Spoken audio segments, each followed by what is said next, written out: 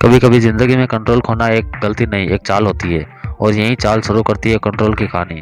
2 L वाला control सुनने में अजीब लगता है, लेकिन इसके पीछे एक हिडन मीनिंग है। कहते हैं पहला एल लाइफ को कंट्रोल करने के लिए और दूसरा एल लॉस को एक्सेप्ट करने के लिए। और इसी बीच फंस जाता है हमारा हीरो मेजर अभिमन्यु शास्त्री। अभिमन्यु एक इंडियन मिलिट्री एकेडमी का डिसिप्लिन कैडेट है। हर मिशन में बेस्ट, हर रिलेशनशिप में ऑनेस्ट। उसकी दुनिया परफेक्ट है, जब तक कि एक दिन उसका सबसे करीबी दोस्त देव आत्महत्या नहीं कर लेता। देव की मौत के पीछे एक बड़ा राज छुपा है। एक नोट में बस इतना लिखा मिलता है, they control me, I never had a choice. अब अभिमन्यु के अंदर की शांति एक डिजिटल वॉर में बदल जाती है। अभिमन्यु देव के फोन और लैपटॉप की डीप सर्च शुरू करता है। वो पाता है कि देव एक रहस्यमय ऐप से जुड़ा था, जो इन्वेस्टमेंट बूस्टर के नाम पर लाखों लोगों को ठग चुका है। ये कोई आम स्कैम नहीं था, यह था एक एआई कंट्रोल साइबर सिंडिकेट, जहां हर इंसान के डाटा से खेला जाता है, इमोशन, हैबिट्स, बैंक एक्सेस तक। इस फिल्म की कहानी असल में 2022 के एक वास्तविक साइबर फ्रॉड केस से प्रेरित है, जब भारत में 14 करोड़ रुपए से ज़्यादा की ठगी हुई थी। अभिमन्यु अब अकेला नहीं, वो वो अपने पुराने IMA दोस्तों और टेक एक्सपर्ट काशिश प्रिया आनंद को साथ लेता है। काशिश वही लड़की है जो कभी देव की करीबी थी, यानी जख्म दोनों के हैं पर मकसद एक। वो हैकर नेटवर्क में घुसने की कोशिश करते हैं। IP trace, hidden codes, dark web की लेयर्स सब एक एक करके खुलती है और सामने आता है वो नाम, सिपिड्रो, यानी रोहित रॉय। सिपिड्रो कोई इंसान नहीं लगता, वो एक एल्गोरिथम की तरह हर जगह मौजूद है।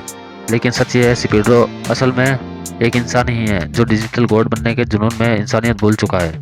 रोहित रॉय ने इस रोल के लिए 4 महीने तक एथिकल हैकिंग और साइकोलॉजी की ट्रेनिंग ली थी।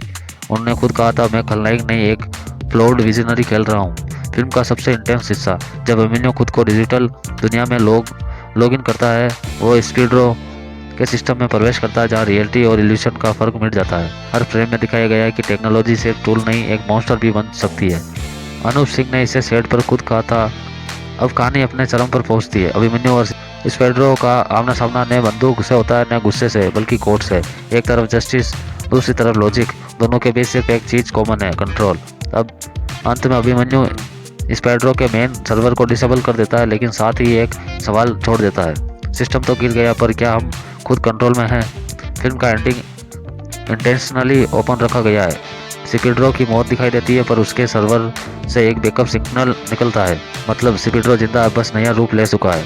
फिल्म के पोस्ट क्रेडिट सीन में दिखाया गया है कि एक लड़की, शायद काशिश, अब सिस्टम रिपोर्ट कर रही है, यानी सीक्वल की हिंट है।